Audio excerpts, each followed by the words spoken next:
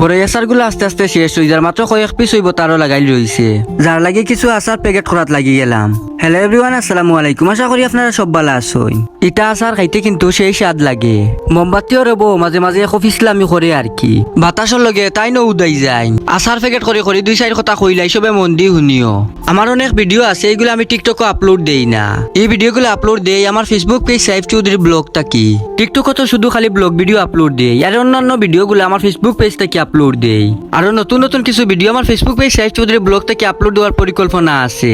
সবে আমার পেজটা ফলো দিয়া রাখবা যাতে আমার ভিডিওগুলো দেখতে মিস না হয়। আশা করি আপনারা ভিডিওগুলো দেখলে আপনারা ভালো লাগবো।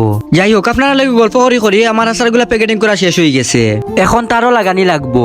বড়ই আচার তারও গিটি আইবাদি দেখে কেকগুলা শেষ হয়ে গেছে, যার কারণে কেকগুলা লটকাইন লাগিল। আমি কেকটা লগে ডেলিস কেকর ফ্লেভারটা লগে বোমা একটা বোমা ফ্লেভার শুনিয়া অনেকে উঠিয়া কইবা এগু মনে আরো কি জাত ফ্লেভার, আসলে একটা হইছে গিয়া মিল্ক ফ্লেভারর। মুখো দেওয়া বাদে সেই এক টেস্ট কিতা কইতাম বাইরে। বাই, ধন্যবাদ।